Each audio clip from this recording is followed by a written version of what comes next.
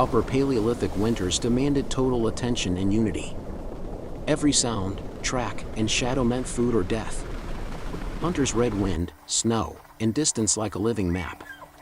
Survival began not with weapons, but with awareness. Together they studied the land before, during the chase. Cooperation began long before the pursuit itself. Every hand had purpose. Men tracked herds, women repaired tools, shaped hides, prepared meat. Shared work turned starvation into order. No one survived alone. The hunt's success was built by all working as one.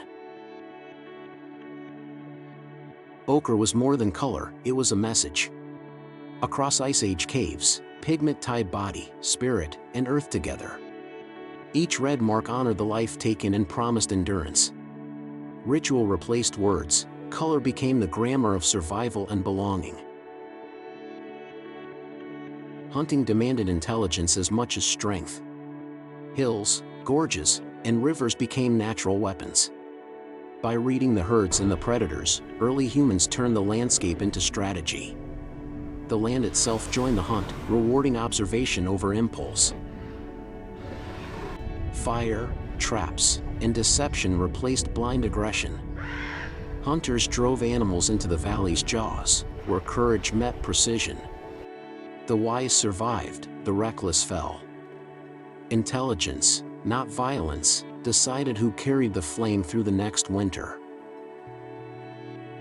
First sight brought stillness, not celebration. The air froze, hearts slowed, muscles waited for the signal. In that breath between fear and movement, discipline shaped destiny. Strength could strike, but only patience could preserve the life of the clan. Stone and sinew extended the reach of human will.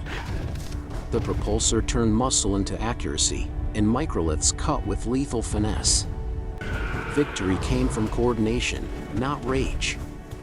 Each movement synchronized, a collective mind guiding many bodies. The wounded predator fought back with terrifying force. Lines held, formations shifted, breath and courage in rhythm. Steam rose from the ice, red and real.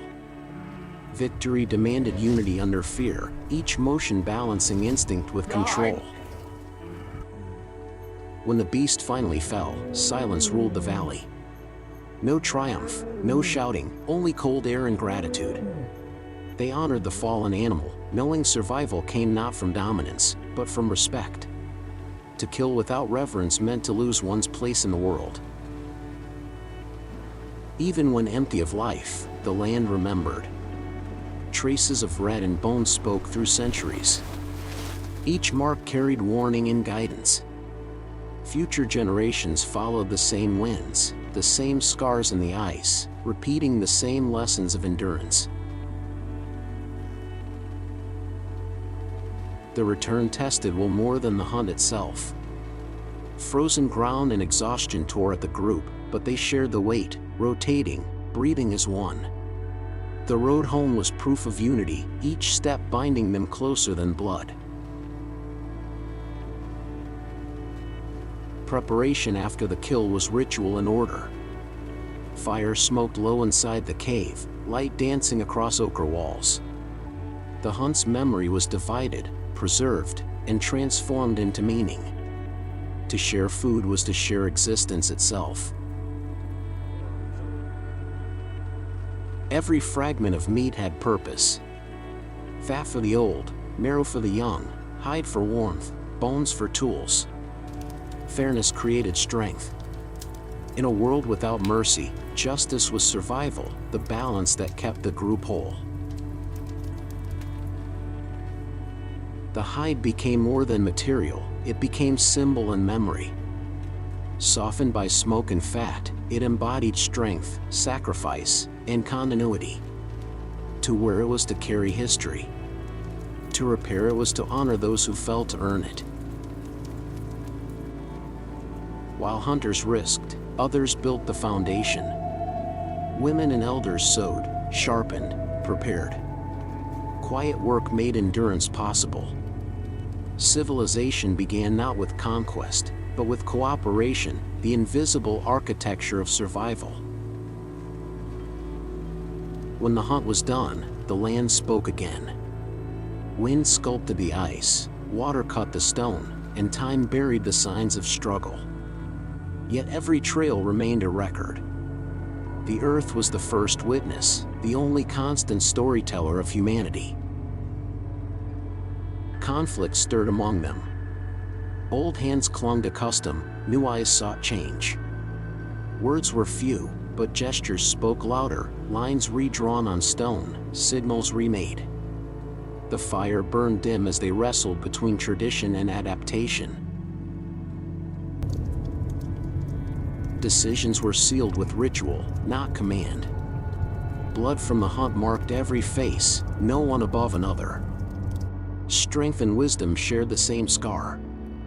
The group learned that survival depended not on hierarchy, but on collective purpose. The pack survives only if it shares the pain. Blood spread across tools and hands, binding them in memory. Through suffering, meaning was born. Fear became discipline, pain became identity. They carried those marks into every new season. Between hunt and ritual, the earth stayed indifferent. Snow erased their paths, wind filled their prints. The world took no side, it only taught. Those who watched survived, those who ignored its lessons vanished forever. Teaching ensured continuity. Elders demonstrated the throw, the track, the listening. Knowledge became inheritance more vital than blood. Each movement passed down preserved not just skill, but the shared rhythm of survival itself. Winter forced invention and unity. Huts of bone and hide rose from the frozen plain, sealed with fat and ash. Fires burned low but constant. Shelter was their armor, teamwork their only true weapon against the cold. Ritual song replaced speech. The cave echoed with rhythm and breath, voices blending with the drum. Every tone recalled a victory or a loss. Through sound, the past became memory, and memory became strength for the next trial. The lion's pelt turned into a collective emblem. Sewn by many hands, it was raised not as triumph but as testimony. Its weight reminded them of risk and unity. Every stitch bound them tighter against the world's indifference. When food was shared, silence reigned. Each portion carried duty and gratitude. The measured giving of meat kept the peace better than any leader could. Through fairness, the group preserved trust, and with trust, life itself. The cycle never paused. Spears resharpened, hides mended, roots stored for leaner days. Survival was routine and rhythm.